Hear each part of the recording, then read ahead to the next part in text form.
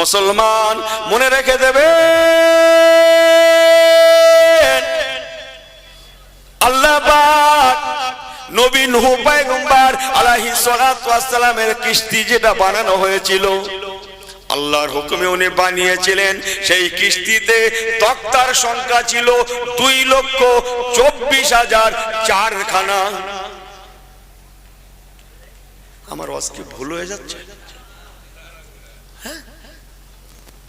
2,24,004খানা। কি করে, কোথা থেকে, কি বৃত্তান্ত, এ কাঠপত্র কোথায়, ও লাইন আলাদা। যেহেতু আমার একদিকে মঞ্জুলে মকসুদ আছে, মঞ্জিলে মকসুদ অন্যদিকে আছে না, ও লাইনে একটু টাচ করতে হবে না, থাক ওই থাক। আমার আল্লাহ ওয়ালা বাবাজিরা, আল্লাহ পাকের নবী নূহ পয়গম্বর আলাইহিস সালাতু ওয়াস সালামের কিস্তি প্রতিটা তক্তায়, প্রত্যেকটা তক্তায়, প্রতিটা তক্তার গায়ে আল্লাহ পাকের দুনিয়ায় যত নবী এসেছিলেন সমস্ত নবীদের নাম লেখা ছিল। এক একটা তক্তায় এক একজন নবী রসুলের মোবারক নাম লেখা। কোন তক্তায় আব্বা জান অকুলনা ইয়া আদম, আব্বা জান আদম সৈফুল্লাহর মোবারক নাম লেখা। তো কোন তক্তায় নবী বিসমিল্লাহির রহমানির রহিম ওয়া ইন্না ইউনুসা লামিনাল মুরসালিন, নবী ইউনুস আলাইহিস সালাতু ওয়াস সালামের নাম। তো কোন তক্তায় নবী হযরত ইদ্রিস আলাইহিস সালাতু ওয়াস সালাম বিসমিল্লাহির রহমানির রহিম ওয়াজকুর ফিল কিতাবি ইদ্রিসা ইন্নাহু কানা সিদ্দিকান নাবিয়্যা ওয়া রাফানাহু মাকানান আলিয়া। আরেকটু জোরে বললে হতো না? নবী ইদ্রিস আলাইহিস সালামের নাম শুনেছেন তো? ওনার কবর কোথায় জানেন? নবী ইদ্রিস আলাইহিস সালাম এমন একজন নবী, পৃথিবীতে কবর নাই। উনি সরাসরি দুনিয়া থেকে সোজা জান্নাত। বলুন না জোরে সুবহানাল্লাহ। তবে জান্নাতের ঘরের মধ্যে নয়, বাইরে। কেন মধ্যে নয় এতটুকুন বলে দিয়ে যায়, সব আমি পারবো না, এসব দরিয়া ওয়াজ। আর একটু একটু ঠান্ডা পড়ে গেছে ভাই, আমিও পানি ভালো করে পানিতে নামতেও পারবো না, মাপটাপ করবেন না। জি, আমার রাসূলুল্লাহর জন্য জান্নাতের মধ্যে প্রবেশ করতে পারেননি, জি বাইরে। কথা বুঝছেন?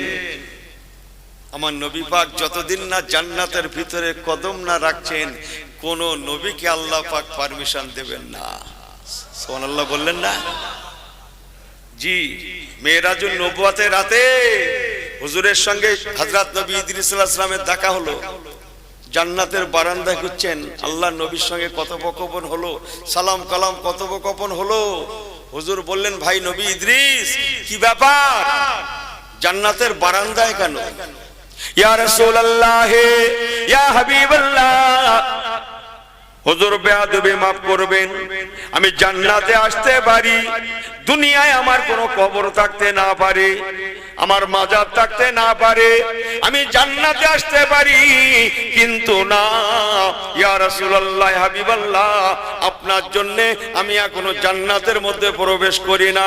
আল্লাহ হুকুম দেন না, আমার আল্লাহ পাক বলে দিয়েছেন, ও নবী হযরত ইদ্রিস আলাইহিস সালাতু ওয়াস সালাম, যতদিন না পর্যন্ত আমার হাবিবে পিয়ারা রাহমাতুল লিল আলামিন নবী কামলিওয়ালা আমার জান্নাতের মধ্যে ইন্না করছে, প্রবেশ না করছে, না পৌঁছাচ্ছে, নবী ইদ্রিস মনে রেখে দাও, আমি আল্লাহ পাক কাউকে হুকুম দিলাম না, তুমি আছো জান্নাতের বাইরে থাকো, বারান্দায় থাকো, আমার নবী জান্নাতে প্রবেশ করলেই আমি আল্লাহ তবে তোমাকে স্থান দেব।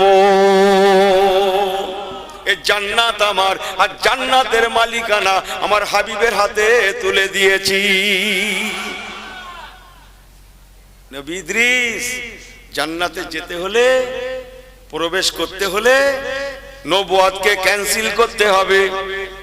কি বললাম? যা বলছি ঠিক বলছি। নবুয়াতকে ক্যান্সেল করতে হবে, উম্মতে মুহাম্মাদির খাতায় নাম লেখাতে হবে, তবে জান্নাতে পৌঁছানো যাবে। সুবহানাল্লাহটা জোর হয়ে গেল না? আর একটু জোরে বলেন। তামাম নবীগণেরা ময়দানে মাহশারে নবুয়তকে ক্যান্সেল করে হুজুরের উম্মতের খাতায় নাম লিখিয়ে তবে আল্লাহ জান্নাতে ইন করবেন। আর একটু জান ভরে বললেন না? আমার নবীকে চেনেন? আমি কোন নবীকে ছোট করছি না, সমস্ত নবীরা ভাই ভাই। হুজুর বলেছেন বড় দরজাওয়ালা নবী, ওয়ারফানাহু মাকানান আলিয়া। নবী ইদ্রিস আলাইহিস সালাতু ওয়াস সালাম হচ্ছেন, আল্লাহ কোরআন পাকে ফরমাচ্ছেন রাফানাহু মাকানান আলিয়া। আমি আল্লাহ পাক ওনাকে সুউচ্চ মর্যাদা সম্পন্ন নবী করেছি, ব্যতিক্রম করেছি। দুনিয়াতে ওনার কোনো মাজার আমি আল্লাহ রাখি না। জগতের মানুষকে শিক্ষা দেওয়ার জন্য এই জগৎবাসী মনে রাখিস, কারো যদি কবর দুনিয়াতে নাও হয়, কেউ যদি কাউকে কবরস্থ নাও করে, না এই লোকটা খারাপ, একে আল্লাহর কাছে পাঠাবো না। জগৎবাসী যেন বিশ্বাস রাখে কবরস্থ হলেও আমার কাছে আসতে হবে, না হলেও আমার কাছে আসা লাগবেই লাগবে। কিসি কো রিয়ায়ত নেই কিয়া জায়েগা, হিসাব সবাইকে দিতে হবে। চলেন, আল্লাহ পাকের নবী নূহ পয়গম্বরের কোন তক্তার মধ্যে কোন তক্তায় নবী ইদ্রিস আলাইহিস সালাতু ওয়াস সালামের নাম লেখা, তো কোন তক্তায় নবী ইব্রাহিম খলিলুল্লাহ, তো কোন তক্তায় মুসা কালিমুল্লাহ, কোন তক্তায় ঈসা রুহুল্লাহ।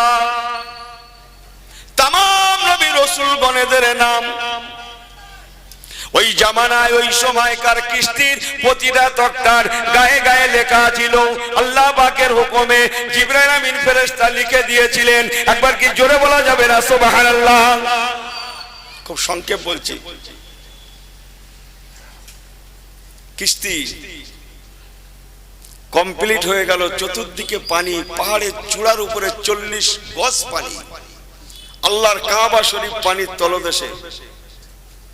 কিস্তি দুলছে, আল্লাহ আমার কিস্তি দুলছে। আল্লাহ পাক বললেন, বন্ধু আমার, ও নবী নূহ পয়গম্বর, আমার হাবিবে পিয়ারা জনাবে মুহাম্মদুর রাসূলুল্লাহ, এই আমার নবীর নাম শুনলে সাল্লাল্লাহু আলাইহি সাল্লাম পড়তে হয় জানেন? এই কতক্ষণ পরে পড়তে হয়? কতক্ষণ বললে? বলে আধ ঘন্টা পরে যা হবে সব।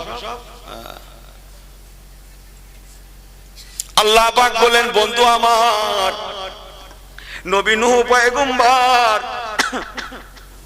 আমার হাবিবের মোবারক নাম লেখা তক্তাটা তুমি জান্নাতের সম্মুখে কি বলে তোমার কিস্তির সম্মুখে মেরে দাও। কিস্তির সম্মুখে।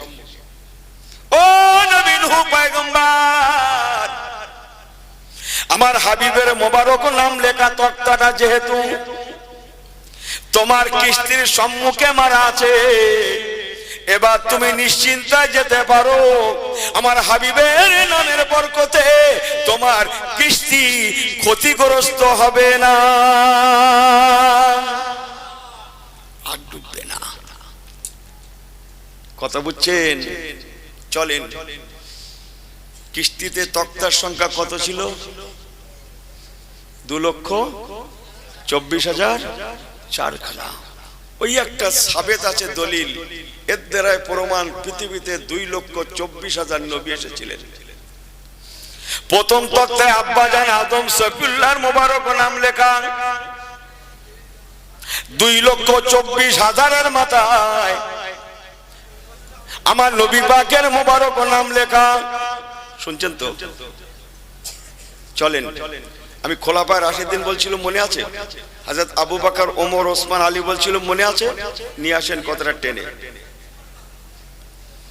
মুসলমান মনে রাখুন, নবী নূহ পয়গম্বরের জামানায় বাকি 4খানা তক্তার 24,004খানা তক্তার প্রথম তক্তায় হযরত আবু বকর সিদ্দিক হুজুরের নাম লেখা ছিল।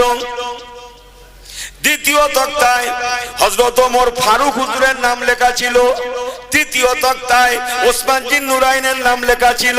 চতুর্থ তক্তায় হযরত হায়দার আলী রাদিয়াল্লাহু তাআলা আজমাইন এনার মুবারক নাম লেখা ছিল। জোরে বলুন সুবহানাল্লাহ। যে বলুন,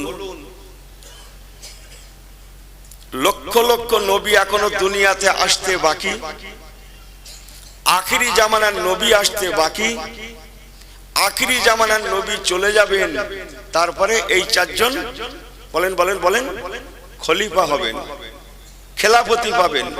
রাসূলুল্লাহ বললেন লে হাউলায়ে খোলাফায়ে মিন বাদি, এনাদের উপর দিয়ে, এনারা আমার পরে খলিফা হবে আর এনাদের উপর দিয়ে 30টা বছর কেটে যাবে। এই দিকটা দাও, কষ্ট দিচ্ছি, বলবো তো অসুবিধা নেই তো? আমার পেয়ারা ভাইরা, 2,24,000 নবী চলে আসলেন। দেখুন তসটা মিলছে কিনা? শেষ নবী হিসাবে মা কানা মুহাম্মাদুন আবা আহাদিম মিন রিজালিকুম ওয়ালাকিন রাসূলুল্লাহ ওয়া খাতামান নবিয়্যিন, আমার রাহমাতুল লিল আলামিন শেষ নবী দুনিয়ায় চলে আসলেন। জোরে বলুন সুবহানাল্লাহ। হুজুর আমার চলে গেলেন, প্রথম খলিফা আবু বকর সিদ্দিক হলেন। সেই 4খানা তক্তার প্রথম তক্তা কাল নাম লেখা ছিল, ইনি শুদ্ধ দৌড়চ্ছে, এনার মসজিদে যাওয়ার সময় নেই, সপ্তাহে একদিন করে একটা দুঃখ যায়, তাও আবার ঝোড়ো হাওয়া লেগেছে, বেশিক্ষণ সময় দিতে পারে না, শুদ্ধ দৌড়চ্ছে। দৌড়ান, আমিও দৌড়াই, উনি দৌড়ান, তিনি দৌড়ান, সবাই দৌড়ায়, কিন্তু আল্লাহ আল্লাহ রসুলকে ভুলে দৌড়ানো বলেন বলেন বলেন বলেন ভালো না। কতদিন দুনিয়াতে থাকবো, কতদিন বাঁচবো, কতটা খাবো, কতটা জমাবো, কতটা কামাবো, কসম খোদার সব কুছ লিখা হুয়া থা। জি আল্লাহর কসম, একটা মুহূর্ত কোনো মানুষ বেশি দুনিয়ায় থাকতে পারবে না। ফাইজা জা আজালুহুম লা ইস্তাখিরুনা সাআতাও ওয়া লা ইস্তাকদিমুন, একটা মুহূর্তের জন্য আগে পরে জান কবজ হবে না, পাঞ্চুয়াল টাইমেই মওত হবে। পয়সা বেশি যেমন জমাতে পারবে না, এক ফোঁটা পানি যেমন বেশি পান করতে পারবে না, একটা ভাতের কণাও যেমন বেশি খেতে পারবে না। আমার কথা কি বোঝা যায়? একটা মুহূর্ত তেমন দুনিয়ায় বেশি থাকতে পারবো না। ও মুসলমান, আল্লাহর কসম, এসব কিছু আল্লাহ পাক কবে লিখে রেখেছেন জানেন? আমার নূর নবী রাহমাতুল লিল আলামিন বলেছেন, বাবারা, হযরত আদম সফিউল্লাহ জন্ম হওয়ার বহু আগে আল্লাহ আসমান জমিন সৃষ্টি করেছিলেন। এই আসমান জমিন সৃষ্টি করার 50,000 সানাতিন 50,000 বছর আগে আল্লাহ পাক প্রতিটা মানবের নসিবকে আল্লাহ সৃষ্টি করেছিলেন। তকদির নামা। আজকে তাবারুক আছে, আজ জলসায় তাবারুক আছে।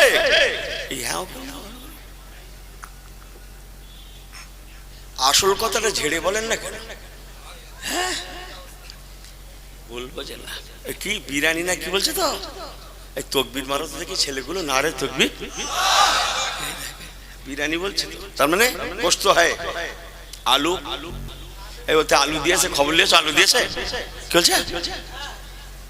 আল্লাহ আল্লাহ করেন, আল্লাহ আল্লাহ করেন। আলু বেশি পড়বে না, কষ্ট বেশি পড়বে, আল্লাহ। ভুল আমাকে বোঝেন না, যতই টানার চেষ্টা করেন, যদিও নাকি পড়ে কোষের পরিবর্তে হাড় পড়ে। कसम अल्लाह जो लिखा हुआ था वही भी मिलेंगे। समझ में आई बात ना जी? ছোট বয়সে ফুরফুরা শরীফে গেছি, আব্বার সঙ্গে মনে হয় ক্লাস 1-এ পড়ি হব। দোয়া কালাম শেখা আছে, খাওয়ার আগে বিসমিল্লাহ আলা বারকাতিল্লাহ বললে অল্প খেলে পেট ভরে। পাক্কা নিয়ে ফুরফুরার দরবারে যাচ্ছি, বিরানি, হ্যাঁ দোয়া কালাম। পাগলা নাকি? দোয়া কালাম পড়ে অল্প খেয়ে পেট ভরার তালে আছে, দোয়া পড়বো না, শুধু টান। দোয়া পড়লে কি হবে? অল্প খেয়ে পেট ভরে যাবে। পাক্কা নিয়ে পুরো টান দেবো, দোয়া কালাম পড়বো না। যে নিয়ত করছি মনে মনে, কেউ না জানলেও কে জানে? আল্লাহ জানে। আরো নিয়ত করেছি সাথে সাথে, আল্লাহ সাক্ষী, জীবন ভর বলবো না। আলু, একটা আলুতে হাত দেবো না, শুধু গোশ চালাবো। গোশ বিরানির গোশ, কথা বুঝেন না। এখন যাই হোক, ফুরফুরা ইসালে সব 21, 22, 23 ফাল্গুন 24 তারিখে সকালে তাবারুক দেয়, শাল পাতায় করে দেয়, সব ঘোড়ায় করে আনে। আমার ওয়ালিদ সাহেব বসেছে, আরো হাজার লক্ষ লোক বসেছে, আমিও বাচ্চা মানুষ বসেছি। আল্লাহর হস্তে বলছি, আল্লাহ সাক্ষী, নবীর মেম্বারে সত্য কথা বলছি, আপনারা ইমানদার মানুষ, আপনাদের সামনে জান্নাতের বাগানে বলছি, সত্য বলছি, মিথ্যা আমি বলি না। দোয়া করেন, চেষ্টা করি। কি নিয়ত করেছিলাম? দোয়া পড়বো না, বেশি খাবো। আর কি নিয়ত করেছিলাম? একটা আলুতে হাত দেবো না, শুধু কি চালাবো? এই গোশ চালাবে। আল্লাহ বলছে পাক্কা শয়তান, পাক্কা শয়তান। এসেছে জায়গাটা ভালো, কিন্তু নিয়তটা খারাপ, বুঝেন না কথা? আল্লাহর কসম বলছি, তাবারুক দিচ্ছে সবারই, কারো 4টে গোশ, কারো 6টা গোশ, কারো 2টো গোশ, হাড়ে গোশে যার যেমন নসিব পড়ছে। আমারও দিয়েছে 100টা, তাতে যদি একটা গোশত পড়ে, যা পড়েছে শুধু আলু, যা পড়েছে শুধু আলু। 2 হাত দিয়ে পড়ে এমন করছে। আরে গোশত থাকলে তো চোখে দেখা যাবে, এই কথা বোঝেন না? একটা গোশত যদি তাতে পড়ে, ফুল আলু।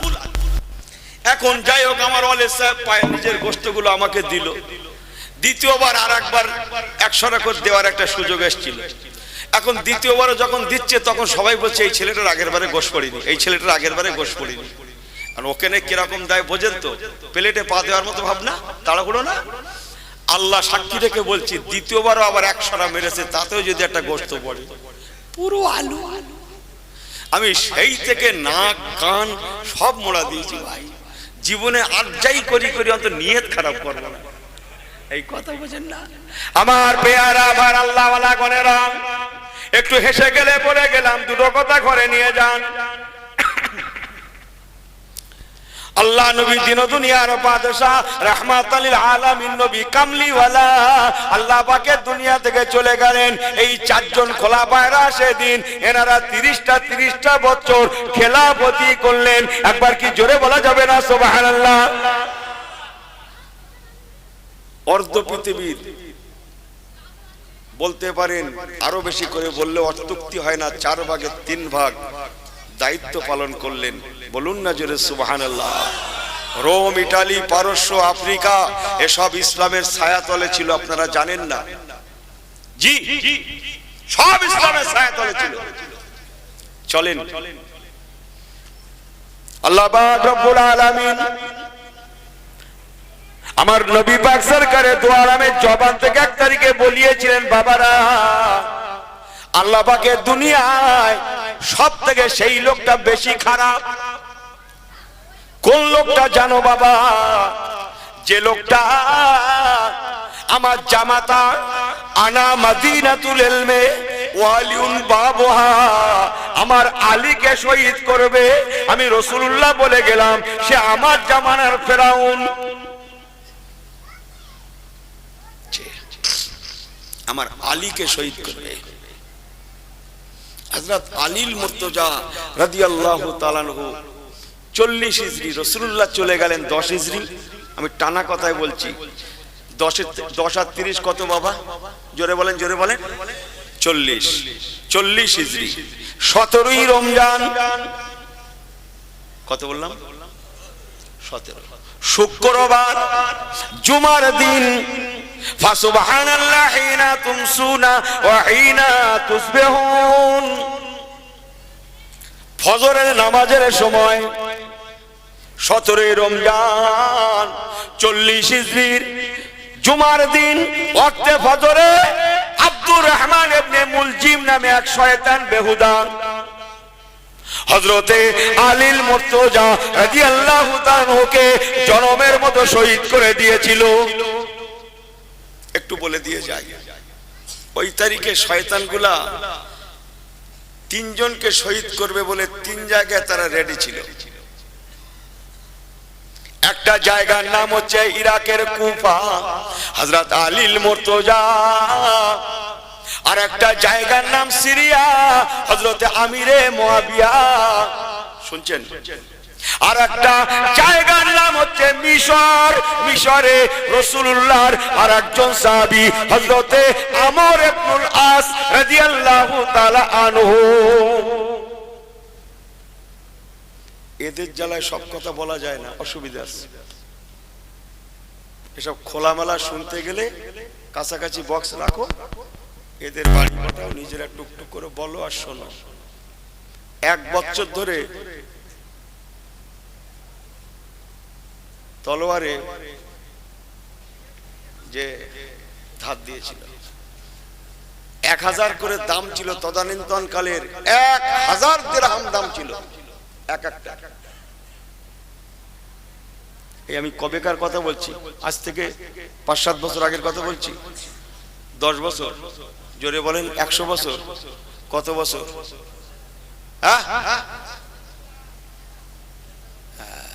সেই সময়কার মতো সময়ে 1000 আরবি টাকা দাম একটা, যা দিয়ে মারা হবে। জানেন আপনি 24 পরগনা কেন, বাংলা কেন, ভারত কেনা যেত ওই টাকায়। আর 1000 দিরহামের জহর কিনে 20 কিনে এক একটার পিছনে তাতে খরচ করা হয়েছিল। আর বলবো না, যে যা বুঝে নেবেন। এক একটার দাম 1000, আর তাতে 1000 দিরহামের জহর মাখানোর জন্য 1000 করে দিরহাম ব্যয় করা হয়েছিল। প্রত্যেকটায় 3টে 3000। কথা বুঝে এলো? 3টের দামের দিকে 3000, 20, 3000। কথা বুঝছেন? আজ থেকে কতদিন আগে? 1500 বছর আগে। বাংলা ভারতের টাকা না আরবের টাকা? এখন আরবের টাকা ভারতের কত টাকা দিলে 1 টাকা দেয়? আজ কিছু বোঝা যায়? হ্যাঁ, ভারত কেনা যেত তো। জি, বাঁচানোর মালিক হচ্ছেন আল্লাহ। ও মুসলমান, হযরত আমিরে মুআবিয়া রাদিয়াল্লাহু তাআলা আনহু, ওনাকে মারার জন্য দুশমন তলোয়ারটা ব্যবহার করেছিল।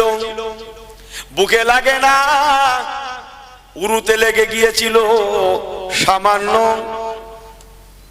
তাতে অনেক কিছু হয়েছিল, সে আমি লাইন বাদ। আর হযরতে আমর ইবনুল আস রাদিয়াল্লাহু তাআলা আনহু ওই 17 রমজান সকালে মিশরের জামে মসজিদে নামাজ পড়াতে যাবেন, কিন্তু ওনার শরীরটা এত খারাপ ছিল উনি উঠতে পারছেন না, ইমামতি করতে পারবেন না। তাই একজনকে বললেন, বাবা আমি ইমামতি করতে যেতে পারবো না, শরীরটা বড্ড কষ্ট হচ্ছে বাবা, আমি দাঁড়াতে পারছি না, আমি বসতে পারছি না, আমি ভালো করে কথা বলতে পারছি না। বাবা তুমি একবার যাও মিশরের জামে মসজিদে, আমি আমর ইবনুল আসের পরিবর্তে তুমি ফজরের নামাজের ইমামতিটা করে দাও। তিনি শহীদ হয়ে গেছিলেন। আমিরে মুআবিয়া বডিগার্ড বোঝেন? বডিগার্ড বোঝেন না? ইংরেজিতে বলেছি বলে সব টক্কর বুঝে গেছেন। তাই হোক, কখনো কখনো ভাই অন্য ভাষা চালাতে হয়। বডিগার্ড সর্বপ্রথম চালু হয়েছিল হযরতে আমিরে মুআবিয়া রাদিয়াল্লাহু তাআলা আনহুর জামানাতে। হযরত আমিরে মুআবিয়া রাদিয়াল্লাহু তাআলা আনহু উনি এই প্রথা চালু করেছিলেন। তাই চতুর্দিকে বডিগার্ড। খুব ছেটে কেটে বলছি, দুশমনদের এটা ধরে ফেললো, তথাপিও অগ্রভাগটা কোথায় বললাম? রানে, যে উরুতে লেগে যাওয়ার জন্য উনি অনেক কষ্ট পেয়েছিলেন, অনেক কথা। আর হযরতে আলীল মুর্তজা রাদিয়াল্লাহু তাআলা আনহুর শানে আল্লাহ নবী বলেছিলেন, বাবা আলী তোমাকে এমন একজন লোক শহীদ করবে, আমি রাসূলুল্লাহ তাকে চিনি, তুমিও তাকে চেনো। আর বেশি বলবো না। হযরত আলী রাদিয়াল্লাহু তাআলা আনহু রাজ ক্ষমতা হাতে, কিন্তু না, উনি বুঝেছিলেন আমি এটা রদ হবে না, হুজুর বলেছেন, অতএব ওকে কষ্ট দিয়ে লাভ নেই। হযরত আলী মুর্তজা শহীদ হয়ে গেলেন। ও মুসলমানের ছেলে মেয়েরা, শুক্রবার জুমার দিন ওয়াক্তে ফজরে উনি শহীদ হয়ে গেলেন। ইন্না লিল্লাহি ওয়া ইন্না ইলাইহি রাজিউন। বলতে পারেন হযরত আলীর মুর্তজা রাদিয়াল্লাহু তাআলা আনহুর লাশ মুবারক গুম করার চেষ্টা হয়েছিল, কিন্তু আল্লাহ পাক হেফাজতের মালিক আল্লাহ পাক দয়া করে হেফাজত করেছিলেন। জোরে বলুন সুবহানাল্লাহ। যে শয়তানটা মেরেছিল তার নাম কি বললাম? আব্দুর রহমান ইবনে মুলজিম। আর ওর সঙ্গে আরেকটা কি ভাষায় বলি বলুন তো দেখি, না একটু ভালো ভাষায় বলি। এক মেয়ে ছেলে ছিল, মেয়ে ছেলে, সে সুন্দরী রূপসী, তার সঙ্গে এর খুব খাতির, এই আব্দুর রহমান ইবনে মুলজিমের খুব খাতির। বিয়ে হবে, প্রথম কথা না, খাতির খাতরা থেকে যা হয় বিয়ে হবে। ও মহিলা প্রস্তাব দিল, বিয়ে হবে ঠিকই, তবে হ্যাঁ দেনমোহর বাবদ, মোহরানা বাবদ। দেনমোহর বোঝেন তো? এই দেনমোহর দিয়ে দিয়েছেন তো যারা সংসারী মানুষ, নাকি বাকি রেখেছেন?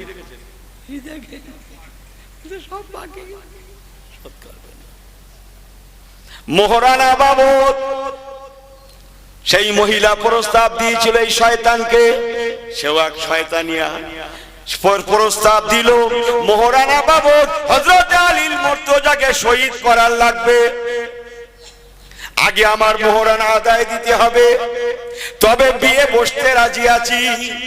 কথা বোঝেন? বিয়ে পরে দেনমোহর, বের অবস্থা বুঝতে পারছেন? বিয়ে পরে মোহরানা আগে। ও বলল ঠিক হয়, মোহরানা বাবদ আমি আলীকে শহীদ করব। আল্লাহ বলছে ইয়ার কি ভাই, চল মোহরানা আদায় দিয়ে তুই তারপরে বিয়ে করবি, তারপরে একসঙ্গে মস্তি করবি, আমি আল্লাহর দরবার থেকে দেখবো। ইয়ার কি ভাই, চল। কথা বুঝছেন? নসিব খারাপ, ও মোহরানা আদায় করতে গিয়ে জনমের মতো হযরত আলীর মুর্তজাকে শহীদ করে দিল, কিন্তু ও ধরা পড়ে গেল, ওকেও দুনিয়া থেকে মিটিয়ে দেয়া হলো। ওরা জনমের মতো তার সঙ্গে কি হলো না, জোরে বলে, সংসার করবি, আনন্দে থাকবি, ফুর্তি মারবি, জনমের মতো